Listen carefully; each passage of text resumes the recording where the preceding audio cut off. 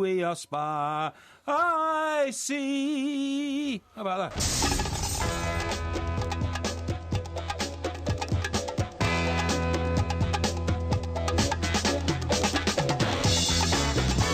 Good morning, I'm Mike Graham, he's Mike Parry. You're listening to the Two Mikes on the warm-up. It's Easter weekend and there's at least 3 Premier League teams hoping for some kind of resurrection at the bottom of the table. We'll be heading live to Vicarage Road where Watford are taking on Swansea, and we'll bring you all the goals as they go in at White Hart Lane where Spurs take on, of course, Bournemouth. That's coming up at about 12:30. We'll be going over there very shortly. We're also going to talk to Michael Dewberry about Leeds' chances of going up in the playoffs, and of course about everything that's going on at the top of the Championship as well. 08717 22 3344. You're listening to the Two Mikes with me, Mike Graham, and Mike Parry on TalkSport.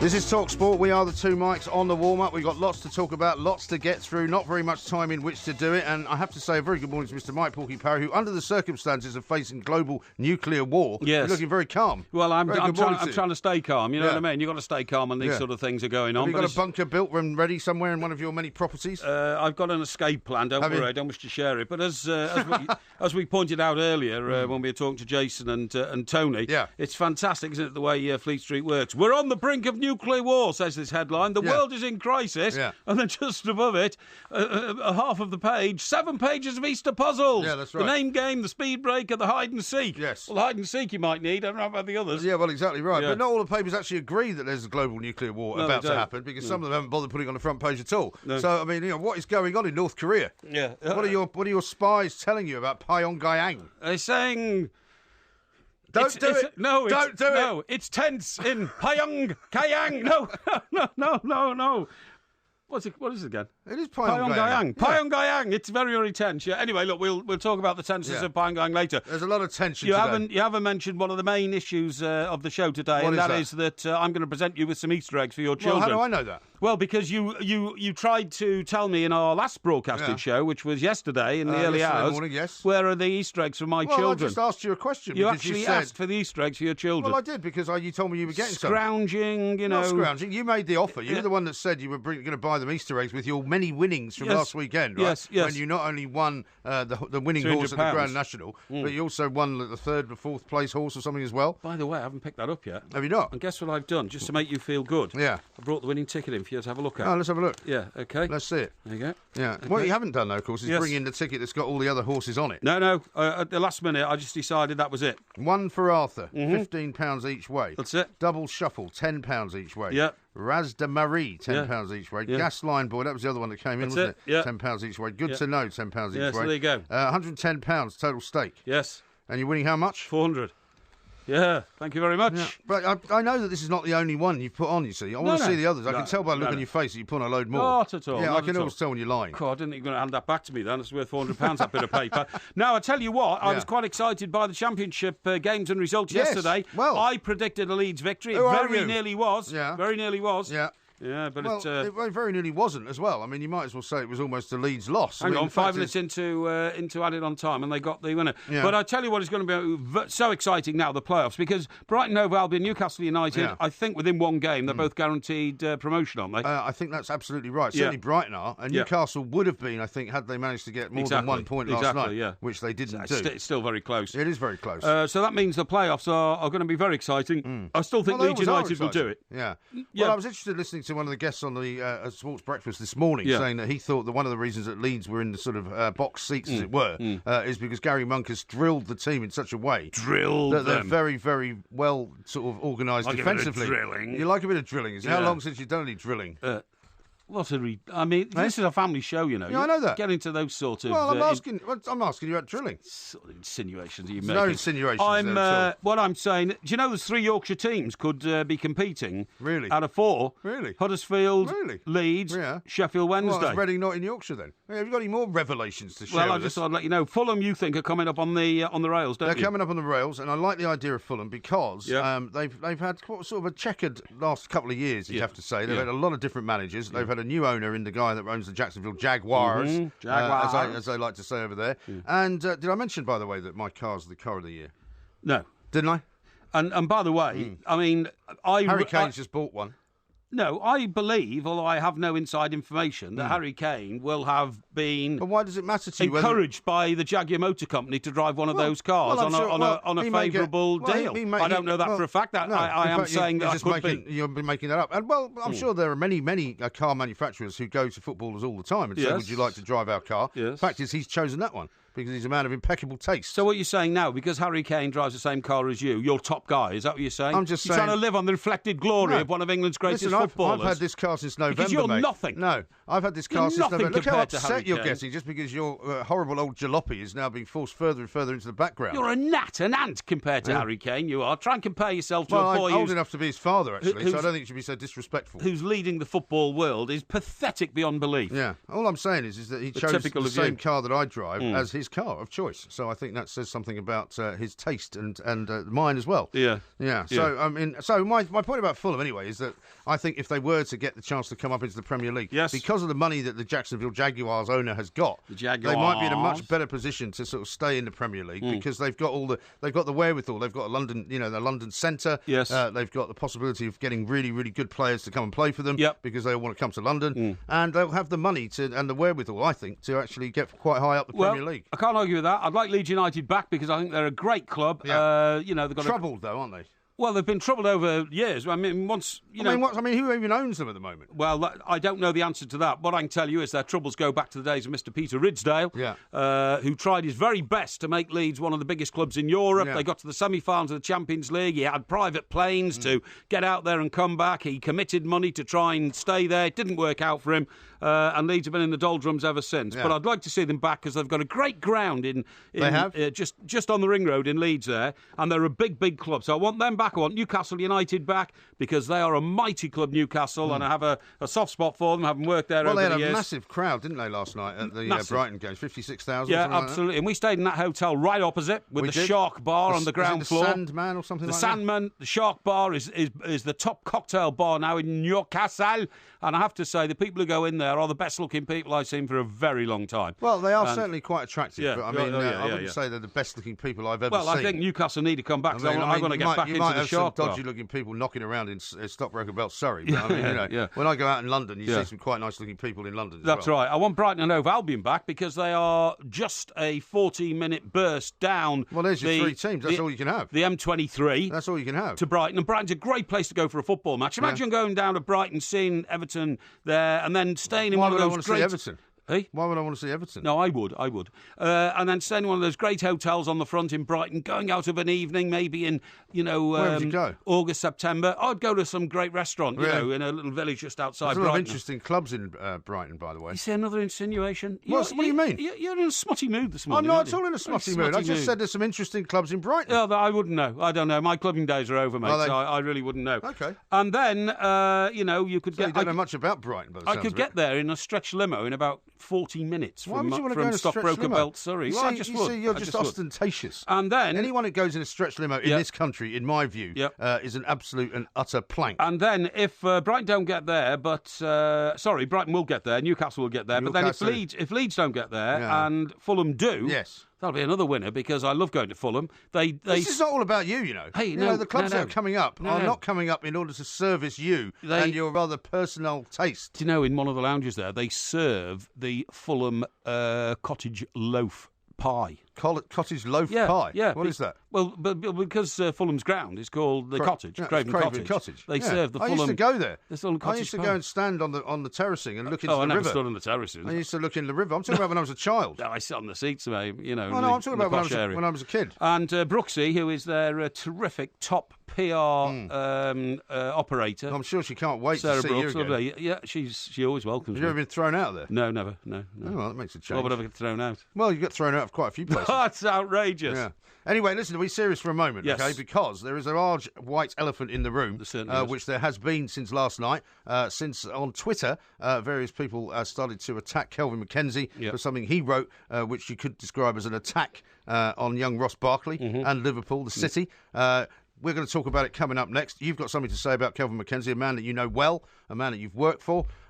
Stay tuned. I have certainly got a response because this to what is was going to written. be very important. This is Talk Sport. We are the two mics on the warm-up. There's been one massive story in the world of football over the last 12 hours or so, possibly longer. Kelvin MacKenzie is suspended from The Sun currently because of a column that he wrote in the newspaper. He has said this about Ross Barkley and Everton. The reality is, talking about Ross Barkley going into a nightclub, that at £60,000 a week and being both thick and single, he is an attractive catch in the Liverpool area, where the only men with similar pay packets are drug dealers and therefore not at nightclubs, as they are often guests of Her Majesty, meaning that they're often in prison. Yeah. Now, you and I both know Kelvin MacKenzie. He was once associated with this very radio station. You'd like to address some of the things that he said. Well, I think it's so grossly unfair. I know columnists in newspapers and News UK who own The Sun, in which Mr MacKenzie wrote his column, and also who own this radio station, Talk Sport, issued a statement.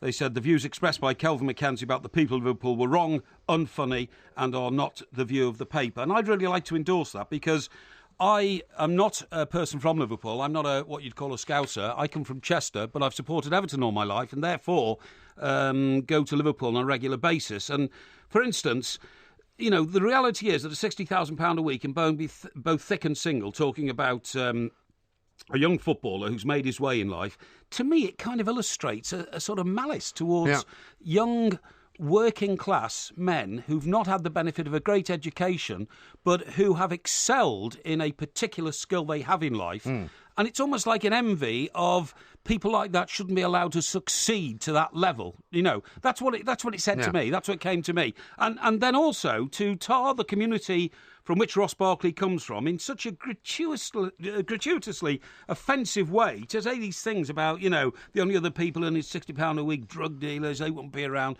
they're in jail. Horrible and needlessly offensive to a community which is known for its very, very self-identity, its culture, and, can I say, its success over the years. Now, I go to Goodison Park and I sit in rather a nice lounge, right? And so to say that people in Liverpool are associated with these sort of really horrible and... Well, it's a stereotype from a very long time ago, isn't it? Well, I don't think it's a stereotype from any period. I don't think it's true of Liverpool at all. And what I'm going to say is that I sit in a lounge, and, for instance, I sat next to a chap there last week when Everton beat Leicester 4-2, who runs a very, very successful leisure business, in which he was telling me the problems they're going to encounter with the new pound coin, because it's a different shape. It goes into machines. They've got to work out how much it's going to cost them. Will they get compensation? The room was full of businessmen, local businessmen from Merseyside and North Wales, who've made good. There are builders there. There are developers. Liverpool is a thriving... We did a very successful show at the O2 Academy in Liverpool last November. A very successful show. And, you know, the people there were lovely. We didn't meet any people who looked like they were low-life. We didn't meet people who looked like... Any more than you would if you went to parts of London or parts of Manchester or parts of Reading. I know, but what I'm saying is we didn't. You know, it's not that we avoided them or anything. We didn't. And I just thought it was terribly gratuitously nasty. The tone of the piece. Unnecessary. I mean, you and I were both talking about Ross Barkley and what happened in the nightclub the other night on our own show, right? And there's any number of ways of being critical of Ross Barkley for being in a nightclub in the first place and for letting himself get into that sort of situation. But I agree with you that it was needlessly personalised and nasty, and it didn't need to be. And the assumption also is it's bad news to make these assumptions and then put them in print, because when you do it in a newspaper column, it is a one-way form of communication. You are bluntly stating something you think about another person. Now, if you've met that person and you've met them continuously and you know about them, that's fair enough. But when Mr MacKenzie writes, perhaps unfairly, I've always judged Ross Barkley as one of our dimmest footballers. There is something about the lack of reflection in his eyes which makes me certain not only are the lights not on, there's definitely nobody at home. Has Mr MacKenzie ever met Ross Barkley? I suspect not. I have been watching Ross Barkley play football and following Everton for years, but I saw Ross Barkley make his debut against QPR on the opening day of a season about 5 years ago. Everton lost 1-0, actually, and it wasn't a great debut. But I've never met Ross Barkley. I've never spoken to him. Right. Of course, I've seen him in interviews after the games, when he's looked exhausted and he's looked a bit bewildered at being asked questions. He's not a professional communicator. Right. But to make that assumption and say... always judge Ross Barkley as one of our dimmest footballers. Horrendous. Yes. So horrible. And I mean, then to reflect that the society in which he was brought up and lives in is similarly afflicted is shocking. Well, Kelvin McKenzie's employers have taken that view, and that's why he's been suspended. Now, what happens next is anybody's guess. We have no idea what will happen, whether he gets reinstated, whether he gets fired. We don't know. All I can tell you is that I had a series of exchanges on Twitter last night and this morning with an awful lot of people who were accusing me of siding with Kelvin McKenzie, which I was not doing. I was making it clear that, unfortunately, we live in a democracy. Sometimes people write things in newspapers that we don't like. Now, there are laws against libel. There are laws against slander. It may well be that Ross Barkley will consult solicitors about what has been said about him, and he might even sue Kelvin McKenzie. But the point is, I was defending the right of Kelvin McKenzie to write these things. Not just him, but whoever it is. I think people should not make the mistake of thinking that I'm in support of him, because I'm not. What I am in support of is the right of anyone, if they are writing a newspaper column, to write what they want to write. And if they write something which is wrong, they have to correct it. If they write something which is legally dodgy, they will be sued and, possibly fired. And he is currently facing the consequences of what he said, which is entirely correct. Yeah. Well, I saw you communicating with people on Twitter last night, and again, I realised exactly what you were doing. You were expressing the view that, lose freedom of speech and we lost the society we live in. I accept that. Because nobody can agree what it is that they want to see in a paper. No. You can't allow people to say, I don't want that in, but I want this in. No. I, however, did not get involved, and I did not get involved for a number of reasons. One is that, again, when you put words in print, it's a one-way communication. I preferred to do it today, and then, whatever response we get, we'll get. And secondly, that historically, with Mr. McKenzie, I choose not to get involved in any sort of situation which might involve contact with him, even the second or third hand. Sure, absolutely right. So that is the situation. I mean, that is where we stand on it. We don't speak for TalkSport. We do not speak for anybody other than the two mics and our own particular view of the world. And people have been saying things on Twitter as well, like, why is nobody mentioning this? Well, we're mentioning it, and that's what we believe. Yeah, indeed we do. Indeed. So let's move on to more matters of import. Because you've got a very important story to tell me about. I think we've got to move on to a story which has affected almost everybody who's ever had children and lived in a house. A gran who did not give back a ball that came over a fence was told she faces arrest for theft. Penny Freeman, 73, spent £3,000 sprucing up a garden, was fed up with the plants being destroyed by kids' balls. Now, that's a report that I picked up last night at about 6 o'clock on social media, and my first feeling was sympathy for the 73-year-old lady who's getting the balls coming over. We've all had it, but I've had it from 2 points of view. I had it as a kid when we used to play football in Laurel Grove, and on one occasion, Mr. Thompson opposite picked up the ball after it went into his garden the third time, took it indoors. My dad had to go knock on the door, and it was my dad and yours dad. Was there a problem? I mean, was there sort of pushing and shoving then? No, I think the adults are a bit more, circumspect over it. But then, where I live now, right, and this is absolutely true, from my penthouse... Do you have a sign where you live that says no ball games on the grass? Well, it's not a question of no ball games. The situation is there is a housing estate behind where I live, and there's a wall, and the ball comes over the wall. Whenever the ball comes over the wall, I always throw it back. Right, but that's different, isn't it? Because you're talking about a sort of communal garden area. I am, It's not as if because if you're sitting in your own garden and the ball comes over in a deck chair having a glass of champagne, and the ball comes over and knocks the table over, and it happens about 3 times a day. You're not going to be too happy about it. You're not going to be happy about it. I mean, Penny, this lady, very feisty lady, and 73, she said, I've spent £3,000 sprucing up my garden. She said, maybe I should call 999 every time a ball comes over and cite criminal damage. She says 8 roses and a lilac were damaged when the last ball came over. Right. And a neighbour who's got 2 sons, aged 11 and 6, said, my children don't want to go once the ball's gone over. She can be a bit rude. Well, I'd be rude if people were sending balls over to my garden, wrecking my plants. I think it's a question of frequency. If it happens once in a while, everyone can deal with it. But if it's happening all the time, I think that is a bit difficult. But of course, some kids live in an area where you can't help it. Have you ever had it happen to you? Yes. Well, I mean, I've had it again from both sides. And I've got a couple of stories I can tell you. You've got 2 boys, of course. I've got 2 boys. Yeah. When we lived in the house before the one we live in now, it was very much one garden next to another. And a fence about 6 foot high, and they were constantly kicking the ball over the fence into the garden on the right, which was occupied by 2 people. Who never let the balls come back. Never. So I mean, eventually I had to send them around because there were about 7 balls over there by the end of it. I had to keep going to buy a new one. And eventually I had to go round and say, look, I'm terribly sorry, but would you mind awfully giving us the balls back? Yeah. And they said, well, actually, no, we're not going to give them back. Oh. And I said, well... You have to become the tough guy then. Does that mean that I'm going to have to climb over the fence and get them? And they said, well, good luck with that. And so my other son... I'd say good luck with that. I'd like to see you scramble over an 8-foot fence. Well, see, I was cleverer than that because my other son happens to be... I didn't want to say that because that's still a copyrighted phrase. Yes. My other son was visiting, who at the time was about 18. And he's got a slight, shall we say, anti-establishment sort of bone in his body, and he's very happy to get involved in messing people around. Yeah. So he immediately just vaulted over the fence and went and got them all. Yeah. And came back. Really? Yeah. Before they could catch him. Before they could do anything about it. He was like a gazelle. He was like a gazelle. He literally put his hand, because he's quite tall, put his hand on the top of the fence, just leapt over it, collected as many balls as he could in the space of about 30 seconds, and made his escape. My other problem that I had was once when I was a kid, and my sister and I used to play football in our backyard. Yes. And we lost half of our garden because the guy bought the house next door, partitioned off the half the garden, so we were pretty miffed about that. Half the size of your football pitch. So suddenly the football pitch was cut in half, and they left. The workmen had gone for lunch, and they'd left a couple of pipes in our garden. Yeah. So I picked the pipes up because we wanted to play football and chucked them over the fence. Unbeknownst to me, they put some concrete down and they completely shattered, right, these pipes. And apparently they were very important bendy pipes. So what shattered, the concrete or the pipes? The pipes. The pipes? You broke the pipes? The pipes shattered. And the guys... An act of criminal damage? We could see the guys coming all the way back from lunch. And my sister scarpered, right, and left me there to face the music. I was about 9 or something like that. And this guy more or less took me by the ear and led me upstairs to my father. And said, your boy has basically set us back by a month. We've been waiting for these pipes for a month. He's just smashed them all. What did your crazy old dad say? My father told him to get lost, basically. He said, if you put your pipes anywhere near my kids playing football again, he said, I'll throw them over. I'll throw them over. So he was a great dad in that way. The corn is short this year. Indeed. Get out of my face. This is Talk Sport. Absolutely.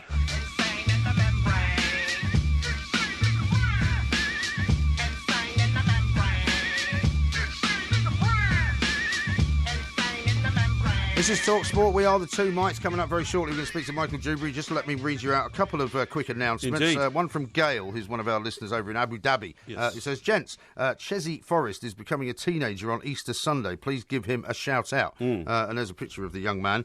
He's a big fan of the show, apparently. What's his name? Chesy, I think. Chesy. Congratulations on being a listener, and you'll grow up to be a fine person. Congratulations on being a listener. That's tremendous. Yes. Now, and the other one we wanted to mention is just about Leo the Lion. That's right. A little boy, 5 years old, who we did an appeal for some months ago, who needed to go to America for some very, very important life-saving brain surgery. Certainly did. And I'm delighted to say that earlier this week, some of the people that are working with him, we raised, by the way, through the listeners, about 100,000 quid to send him over there. Yep.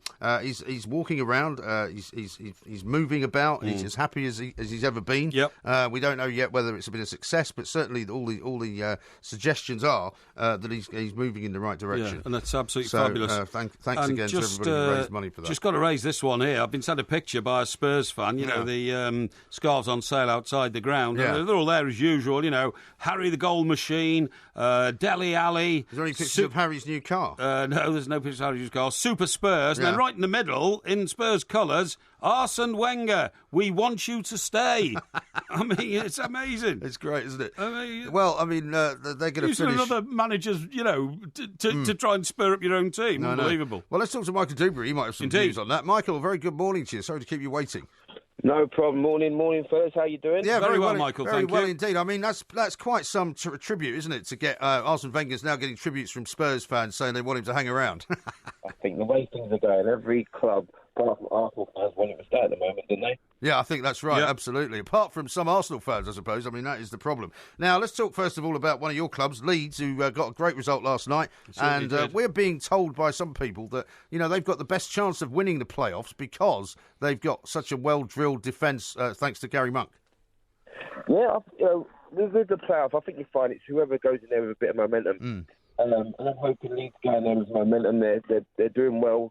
They've got outside the Premier League, I think they're the biggest club out there that should be in the Premier League. They deserve to be in there. Great fan base, great fans, at 35,000 every home game. I want them to be back in there. It'd be great for the Premier League as well. Thing is, Michael, that Leeds have been battered senseless behind the scenes, haven't they? Nothing to do with the players, nothing to do with the guys who pull on the shirts. If they can emerge from all that, then the strength returns to the playing side of the club rather than those who are in the boardroom. Yeah, you know what? It's just great that Gary Monk's got. You hear about Leeds United, it's football, and not off the field matters, chairmen, money matters. It's football, and I think that's the best thing that's happening at the moment. It's every time you hear Leeds United, it's to do with football and football matters, and results rather than boardroom matters, and that's a great thing for the fans to deserve that. That's right, and of course another one of your former clubs, Chelsea. I mean, they're going to blow the socks off everybody, aren't they? Well, let's hope so. Spurs are keeping the pressure up. They're staying there, hanging in there, and, they're doing more than hanging in there. They're just putting the pressure right on. So, at the moment, momentum says Chelsea. They've got a big game. Yeah, a big game against that team in red and the old manager again. So, hopefully, they go and get a win there and marching on to the title. Mm. What do you think about what's going on down the bottom? Because this weekend, for me, Michael, is more about who's going to get that third relegation place than anything, really. Swansea are sitting there at the moment. If you figure that Middlesbrough and Sunderland are already down, who do you think is the most likely third team to go down? It's hard because Palace have got some momentum. Hull are out of it. They might be a bit stronger. You know what? It's whoever can, don't get twitchy bottoms at the moment. Do you know what I mean? It's got a bit of a heart at the top, so...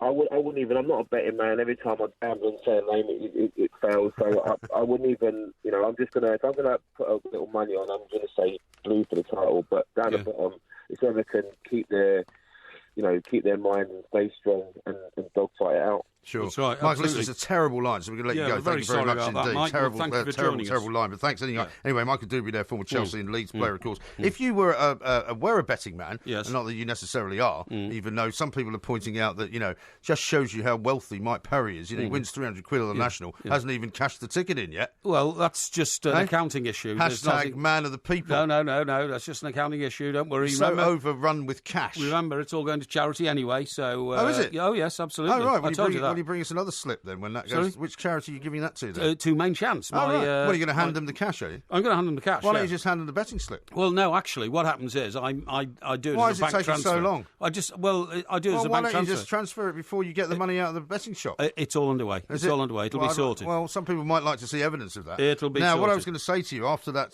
very interesting question I just asked Michael Dewberry there about which team is going to go down along with Middlesbrough and he seemed a bit flummoxed at that because he'd never played for any of those teams. Sunderland. Well, that's a bit harsh. Why are you being so horrible about Michael Dewberry? No, I'm not being. I'm being very complimentary about Michael Dewberry, but he's rather puzzled. Yeah, he's rather puzzled why you're asking him about teams at the bottom when he's really played for teams at the top. Well, no, but anyway, I think his point was it's a very difficult one to pick at the moment. Yes. Crystal Palace are on a bit of a roll. Bournemouth have had some decent results, but somehow only a couple of points away from Hull City, who are only 2 points away from going down. But if you look at the front page of the Telegraph Sporting section today, they have this headline: "Meet the hottest property in the Premier League." And guess who it is? Go on. It is the manager of Hull, Marco Silva. Really? Who, when he came in, I remember people saying, "We don't know who this guy is." Yes. I remember you saying, "If he doesn't speak English, he won't be any good." Yeah. And I mean, he's had some great results, and he's managed to get Hull up to 17th, but they're still not out of trouble yet. Of course they're not. But how can he be the hottest property in the Premier League? I've no idea. I think that's a preposterous headline. I'm not saying my colleagues at the Telegraph have got it wrong,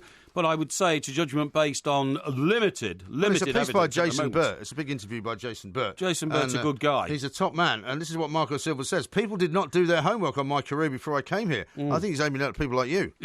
Is he? Yeah, I think so. All right, well, when he saves Hull from relegation and they storm into the top four next season, I'll give him every credit he deserves. Now, here's what he says is very, very interesting about when he first came here. Paul Merson is particularly coming in for a lot of stick, right? Yeah. He says, this is what Paul Merson said about me. I could win the league with Olympiacos. They've won it 107 times, and it's only been going 106 years.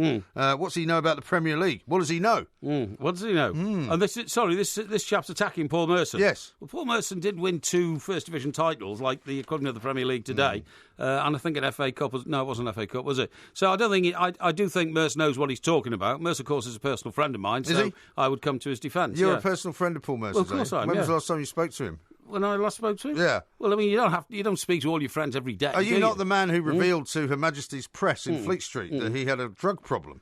Well, I was part of the team. No, you were the guy that leaked it from the FA, I seem to remember. No. I was part of the team that put his life back on track. Yeah, but part of your... will tell you that. But part of your therapy for putting him back on track was outing him in the first place, right? Well, I felt the world needed to know of the problems that a young footballer was suffering at the time. That was my duty. It's a duty of care. Yeah. Duty of care. Okay. And from that very moment, actually, Paul Merson rebuilt his life to the fine, outstanding individual and citizen he is today. Now, this hottest property in the Premier League business, right? Yes. Here's the quote from Mr. Silver about why he's one of the hottest properties in the Premier League. I don't quite understand why they put this headline on it, because he says this. He says, OK, we may not stay in the Premier League, but we needed to get our connection back with the fans. Yes. The results are one thing, but it's important for me how we achieve the results. So he's basically admitting that he might not keep them up. So why is he the hottest property in the Premier League? I think they might have gone a bit doolally over at the Telegraph. We have to make it clear that Jason Bird, who's written the words, is not necessarily responsible for the headline. Well, he won't be at all, will he? He won't be at all. They don't usually let the writers anywhere near the headlines. Listen, talking about old mates of mine, by the way, old friends in the sporting world. Oh, yeah. You know that because it's now Easter sort of bank holiday and all that. Yes. It's the start of It's the Easter snooker. Saturday. It's Easter Saturday, absolutely right. It's the start of the Snooker World Championships, which is brilliant. What, is that up in the Crucible?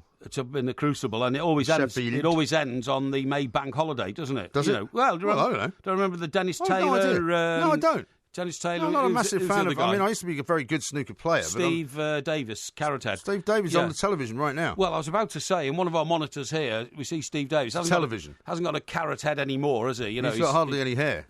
But sitting with him is my other great mate from the sporting world, John Parrott. Oh, yeah? Yeah. When was the last time you spoke to him? Well, I see him up at Goodison, you see, because he's an Evertonian. Did you see him at the Leicester game? I didn't see him at the Leicester game. Right. He must have been busy on that day. But he's of course, a former world champion. And that's quite something to say, isn't it? You know, is that it then? Yeah. Is that your amazing anecdote about John Parrott? Well, John, I didn't see him last week. No, fantastic. Any more like that? John was very supportive when I was promoting the international sports music, the International Football Museum. Well, the one with the back end of a horse. Yeah, that's tremendous. That place. I wish I'd been there. John was very supportive, and the horrible wax figures. No, he didn't look anything like anyone. No, he was very supportive and gave it his all as a celebrity Everton fan for me. Oh yeah. And how long did it last before they shut it? No, it was... It lasted less than a year. No, I wasn't there when they shut it, so I wouldn't know, would I? I went there, gave them the launch pad and all that, did all the business. Some months later, the door was closed for the last time. Sent them on the road to a golden future. Who got the back end of the horse, by the way? I've no idea. Somebody must have it somewhere. And I can't take responsibility for anybody who screwed it up after I left. It wasn't my fault. No, of course not. Nothing's ever your fault.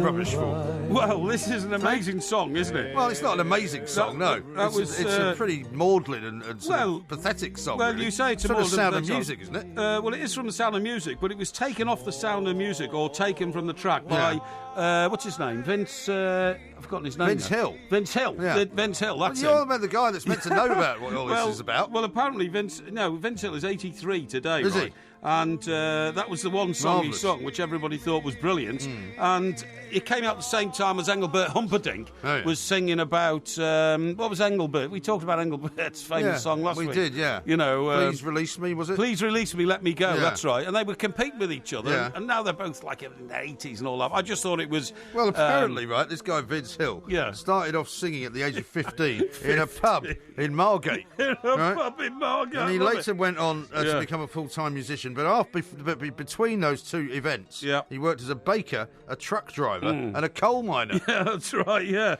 and ended up singing Edelweiss, Horrendous. Edelweiss, by the way, is an Austrian flower.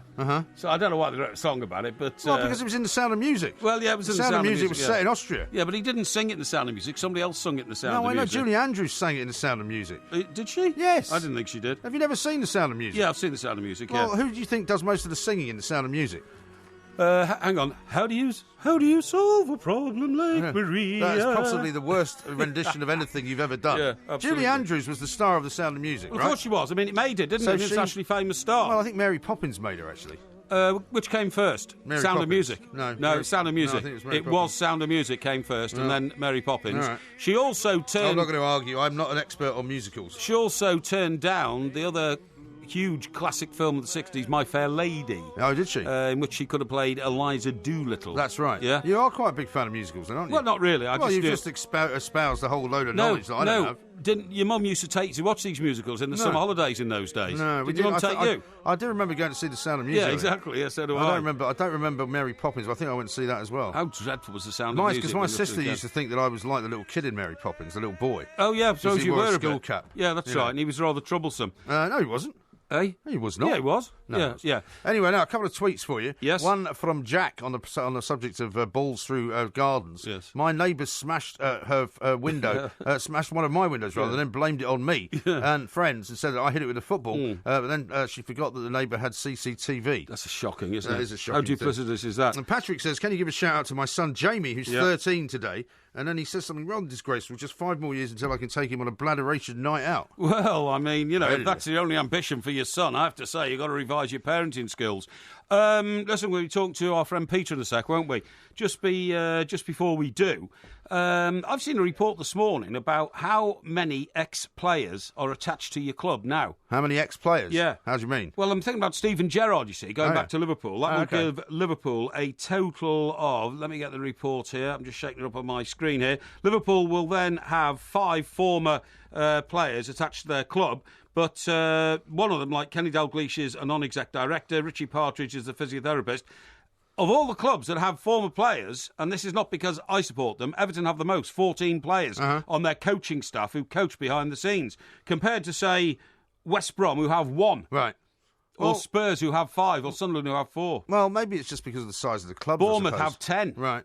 Yeah, well, maybe it's the size of the clubs, and it talks about it talks to the communities that they generate around the football club. Manchester United? Yeah, how many? 3. Is that all? Only 3. So maybe that's because Manchester United's ex-players go on to bigger and better things. And by the way, well, that's a strange thing to say. By the way, so Bobby Charlton, director stroke ambassador. Yeah. Tony Whelan, assistant academy director. Yeah. So I'm not sure he gets his tracksuit on. But the only one who gets out there and teaches the boys, Nicky Butt, director of youth academy under-23 interim manager. There we are. Very impressive. Now, we've got lots and lots of things to do and not much time to do them in. Peter Conradi is here. He's our good friend from the Sunday Times. He's a foreign editor. There's plenty of foreign news around because apparently, and Peter will confirm this, we're on the brink of a nuclear war. Or not. Hello, Peter. Hello. Good morning, Mike. Yeah, good morning. Hi, Pete. Now, are we on the brink of a nuclear war? In which case? Have you got the bunker ready? I'm actually calling you from the bunker. Good. Yeah, but Pete, it is amazing. In some distinguished papers this morning, I see military experts saying it can never happen because, even Kim... What's his name? Kim Jong-un. Even Kim Jong-un is not mad enough to incinerate his own country. And then you get another military expert saying Kim Jong-un is mad enough to incinerate his own country. Well, exactly. I mean, the problem is that we know Kim Jong-un is pretty bonkers, but we don't know quite how bonkers he is. No one really knows what's going on in his mind. No one knows really what's going on among the sort of the upper leadership in North Korea. But what we've got is a situation that's been bubbling for a long time. They've been developing nuclear weapons for a long time. They've been developing missiles for a long time. And we've got, I think that what's happened, the arrival of Donald Trump is bringing this long simmering problem to the boil, really. Yeah. And hopefully it's not, to extend the metaphor too far, hopefully it's not going to sort of spill over. And you've got lots of correspondence in various parts of the world. I mean, there is a belief in some sort of corners of it that this massive mother of all bombs that was dropped in Afghanistan was a sort of warning to North Korea that, look, this is what we've got, and if you don't sort yourselves out, you're going to get one as well.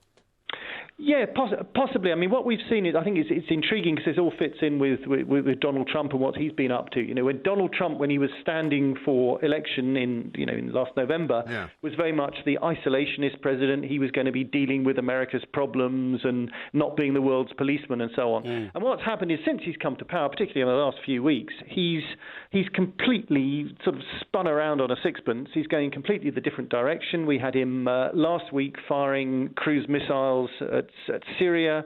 Then this week we had him dropping the mother of all bombs on ISIS, some ISIS caves. Yeah. We don't quite know, killing quite a lot of people. It seems 90 people or so in Afghanistan.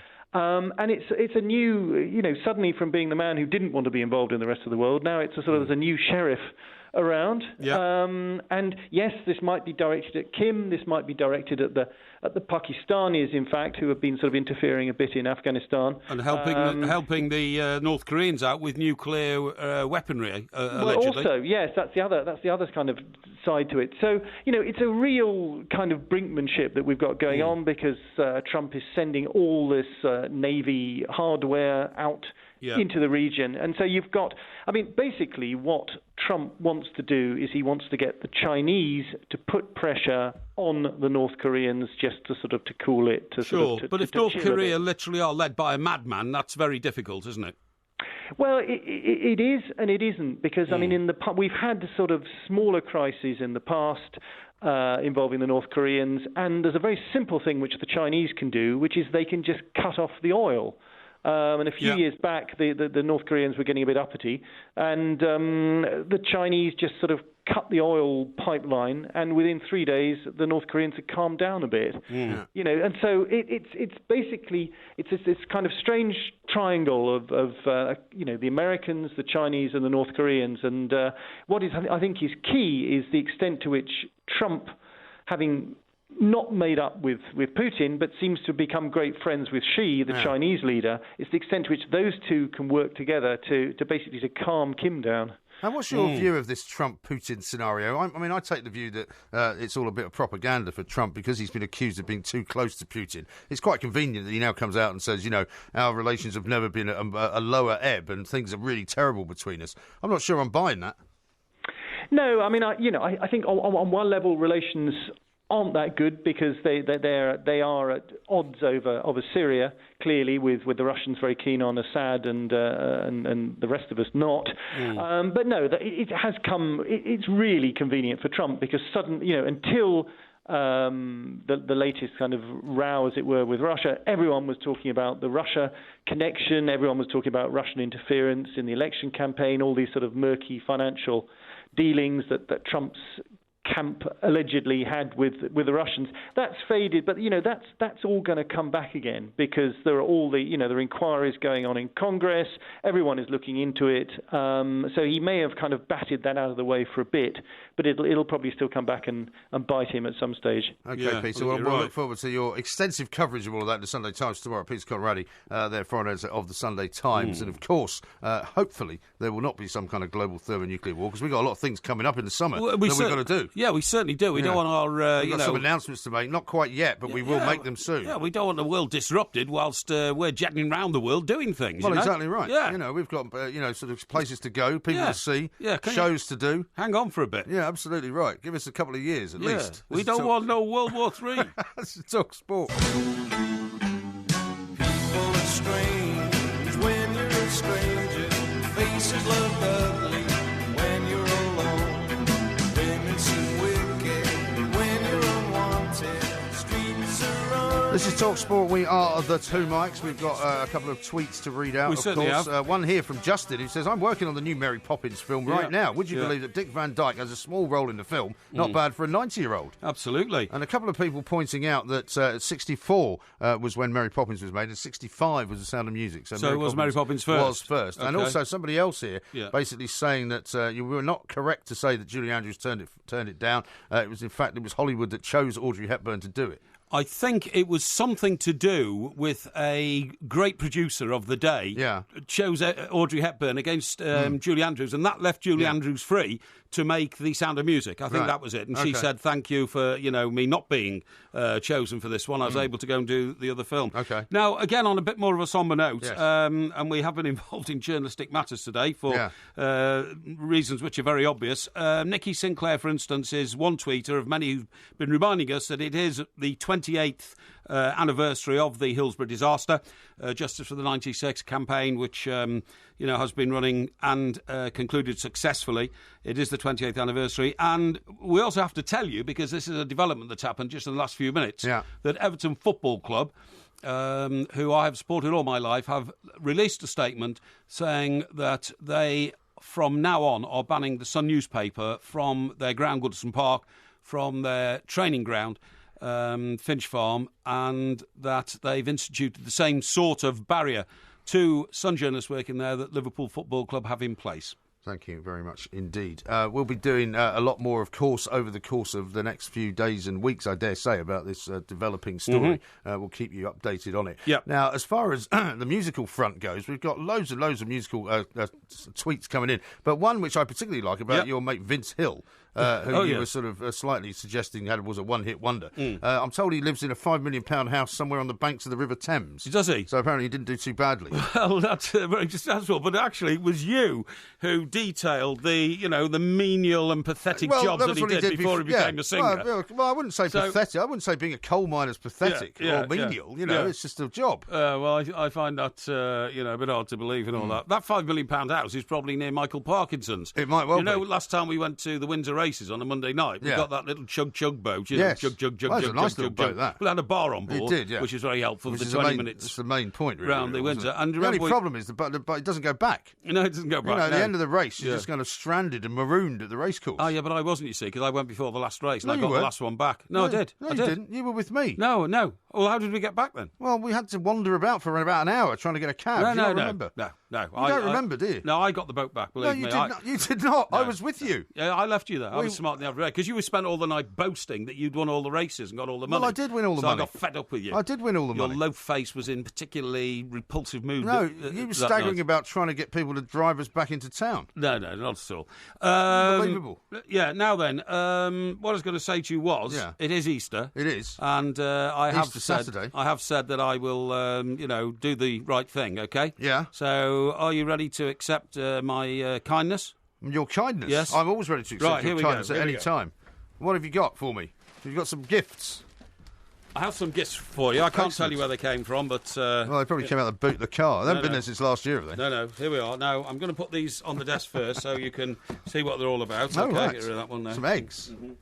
Very nice. And other supermarket eggs are available. Yeah, here we are. And here's a repeat. They really pushed the boat out. How many have you got, for heaven's sake? Well, this is what I'm going to say to you. These are not all for me, are they? No, none of them are for you. Oh, right. Now, what I like to do is I like to buy big eggs. Do you? But I, had a limited period of time this morning, so now these are for your boys. You didn't carry these in, did you? These are for your boys. I did, yes. That's very kind of you, I must say. So one of them is, in fact, a Cadbury's mini egg Easter egg. Right, but it's a giant mini egg. Well, no. It's a big egg with small mini eggs inside it. Right, okay. And I didn't think it was expensive enough, so this is for each of your boys. So I also bought them a milk chocolate egg made specially by Sainsbury's. Okay. And I've done that twice. Made specially by Sainsbury's? Yeah, I've done that twice for... Did you not have gone to Waitrose? No. It's a bit down market. Oh, is it? Oh, I'm sorry. Would you like me to take them back? Yeah. Would you like me to actually throw them out the window or give them to the down and outs downstairs? Well, maybe you could give them to somebody who... I mean, nobody's trying to give my kids diabetes. Look at the state of this. You're so ungrateful. I'm not going to give them all this chocolate. So these are for your children. Now, the other thing is, the mother of your children, who I know quite well, a lovely lady. She certainly is. And I think it was her birthday yesterday, wasn't it? It was her birthday.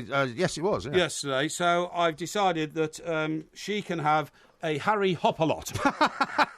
which Harry Hopalot. She wasn't 10, by the way. It's an Easter bunny egg. Yeah. Right. Okay. And so if I put this on the top of the Easter egg mountain... Look at the state of this. That is more chocolate than I could see anybody eating in a year. How about that? That is remarkable. Quite remarkable. I must say that is very generous of you. Yes, thank you very much generous. indeed. As I've often said, the one thing you cannot be faulted on is your generosity. Well, there you go. You have a paucity of style and taste. But I must say, spending money is definitely something you do well. Well, I have to admit, it's Harry Hopalot, though. Yeah, Harry Hopalot. Is that not? I mean, this is a woman of a certain age, right? I don't want to reveal the age that she is. We all like Easter eggs. There's a child inside all of us for Easter eggs and Easter bunnies and all that kind of stuff. So I just thought it'd be a nice gesture, okay? That's very kind. And you're right, actually. It's nice to have enough money to be able to buy yourself out of situations and instead of making apologies, just send a few bob or check.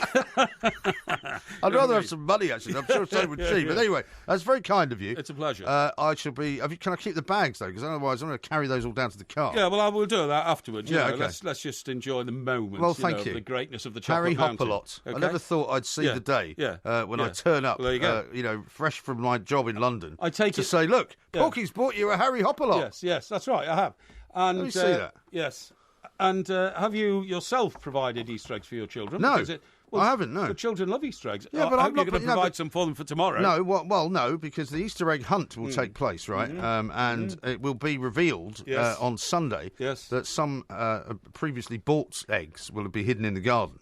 What, you mean second-hand eggs? No, I bought them Previously before. bought. Well, they might be listening to the show. Oh, I can't reveal what they're likely to find. Oh, I see. You're coating your meanness in secrecy. I can't say too much. Well, the Easter Bunny's coming on Sunday. The Easter Bunny. The Easter Bunny. The Easter Bunny? Yeah. I mean, it's all very well for them to get eggs from you, which is very nice, but, the eggs that also come to the house...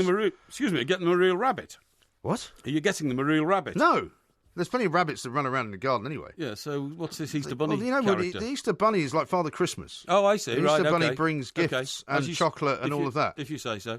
Of course he does. Well, you're not going to start telling people there's no Easter Bunny. Of course not. Of course not. I mean, what sort of a monster are you? I mean, the Easter Bunny exists in every hutch in this country. It's like the Tooth Fairy. Like the Tooth Fairy, absolutely and right. Father Christmas. Yeah, that's right. Okay. And Captain Birdseye. Quite and right. Other people that look like you. That's a very harsh thing to say. This is Talk Sport. That's what I get for kindness. You're right, then. Don't need CPR or anything. Dr. Banner. That music, of course, signals only one thing, the competition, which is, of course, what's it called? The 1 minute moan. It's 1 minute moan. I'm currently leading it 11-4. I don't think there's any way you can catch me before the end of the season. I'm not sure you are. Well, I'm sorry. I am leading it by 11-4. It's sort of been gerrymandered like everything else you touch. Yeah, well, so you say. Anyway, let's get on with it. Anyway, you ready for your 1 minute moan? I'm going to let you go first. You're going to let me go first? Okay, well, then you'll have to start the clock. Right, okay. Let's have a countdown, please. 3, 2, 1. Clock me!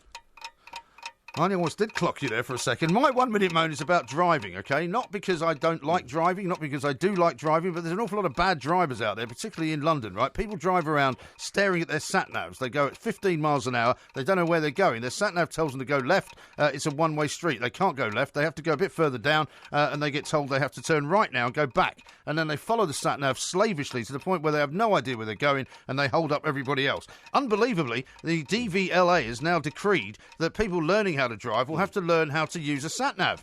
Now, they shouldn't need to use a sat-nav. They shouldn't have to use a sat-nav. And worse than that, right, they've put all sorts of things into the new driving test and taken some things out. For example, the three-point turn will no longer now be a requirement. Right. You won't also have to reverse around a corner. All you'll have to do is pull in and out of a parking spot. Right. In a car park. Yeah. It's absolutely shambolic. Quite often I think they should ban sat-navs altogether. That's my moan. Quite often the car does it for you anyway, the parking. What? Come on, keep going. I was told it was ending. Oh, well, I helped you out there in the last 10 seconds. No, I was told there was 5 seconds left, so I stopped. You had nothing left to say. I was misinformed. I think that was vacuous and... well, you always say that, but you always lose. It doesn't matter what you think. Progress is something that you have to be able to embrace. Really? Right, OK? OK, are you ready to go? I'm ready to go. Please begin the clock. Once again, the people who look after the cultural aspect of this country have got it all wrong, OK? In a report which came to my attention yesterday evening, a road called The Shambles in York has been voted as the prettiest street in Britain. You should live there. What a load of rubbish. Only last week I was in my hometown, Chester.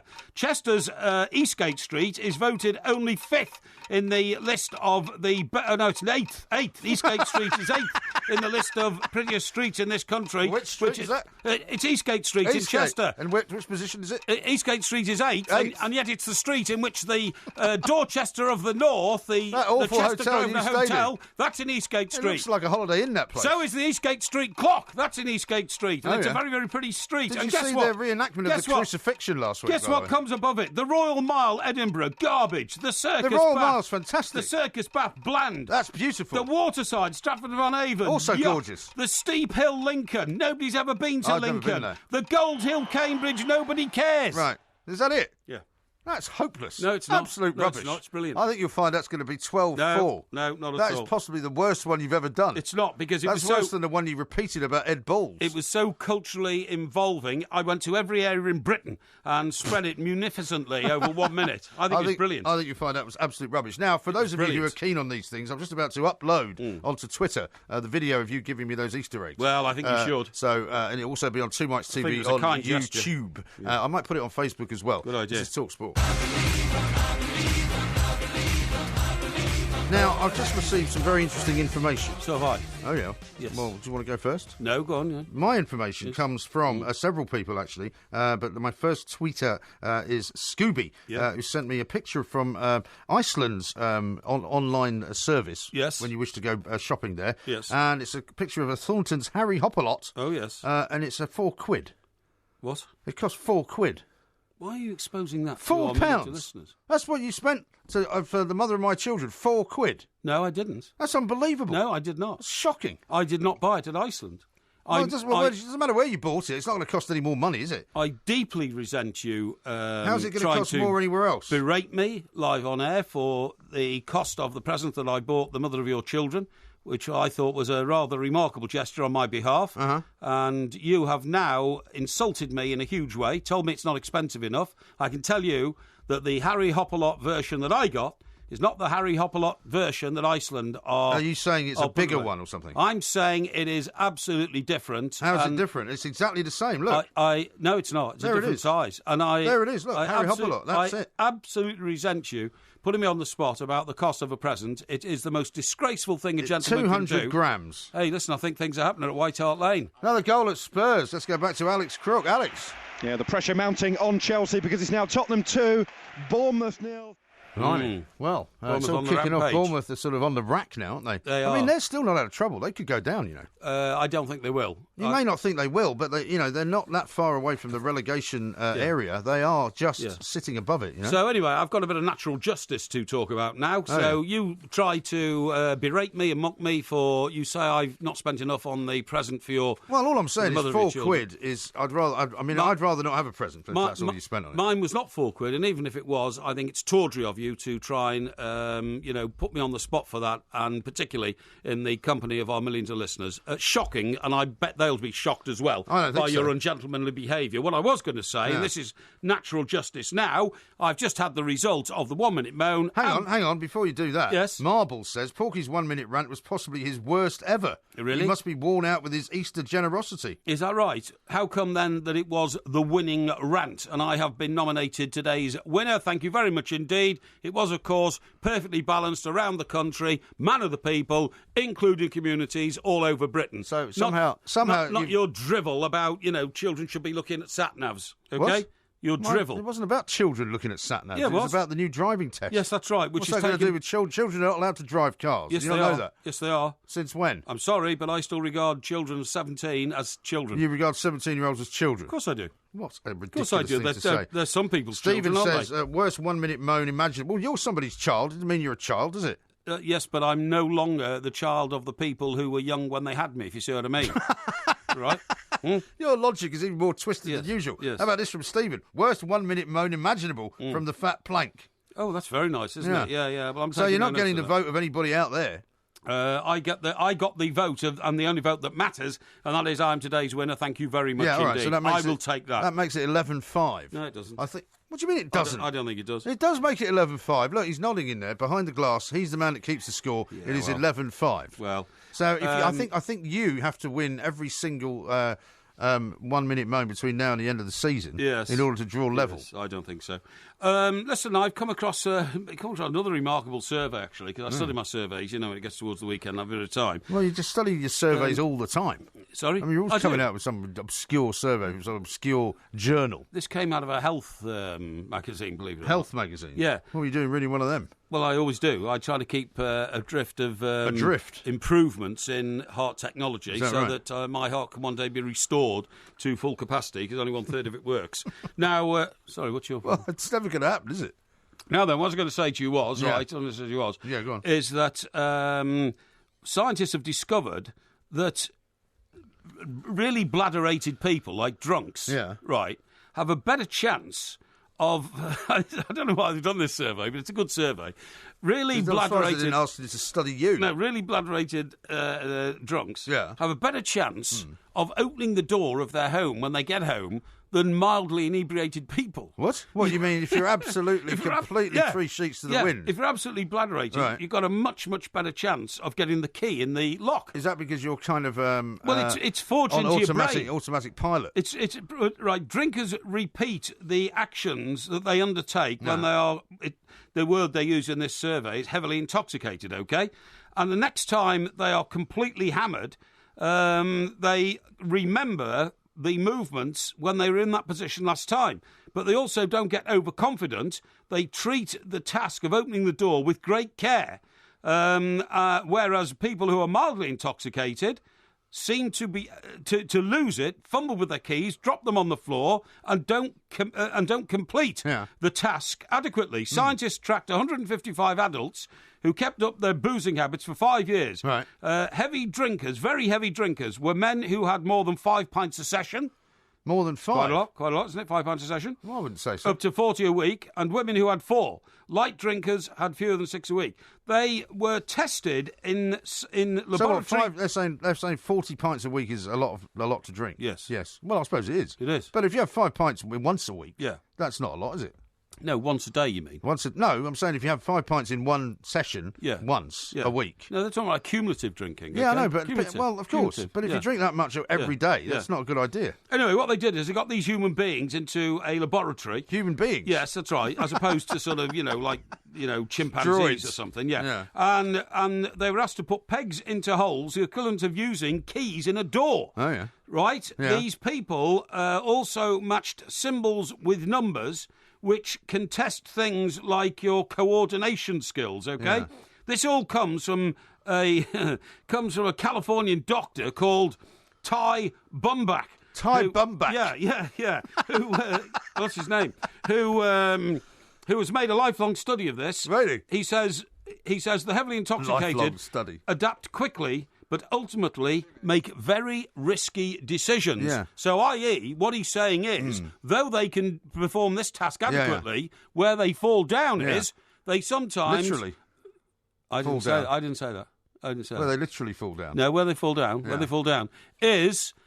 For instance, they could kill themselves crossing the road because the judgment's impaired. I guess what they're saying... Because they don't often cross the road when they're inebriated. What you're saying is that a little makes you more emboldened and overestimating... makes you overestimate your capabilities. That's whereas right. if you're actually completely out of it, you realise that your abilities are severely impaired. And you concentrate so you take more care. You concentrate I've more. got some more news for you on that front, right? Yeah. Apparently drinking gin can speed up your metabolism. Yeah, I saw that. Why is that then? This is from the University of... News, isn't it? Sigulda. Do you know where that is? Sigulda? Yeah. That would be in Germany. No, it's in Latvia. Well, Latvia, yes. Where they drink, Latvia's near Germany. They drink quite a lot of strong liquor there. Yes. And they found that gin burns calories for an hour. Yeah. Right? It comes after research in 2008 showed that gin and tonic was actually good for diabetics. Is that right? But it's partly because of the juniper berry. Juniper. No, Jennifer. It's the other way round. Right. Jennifer.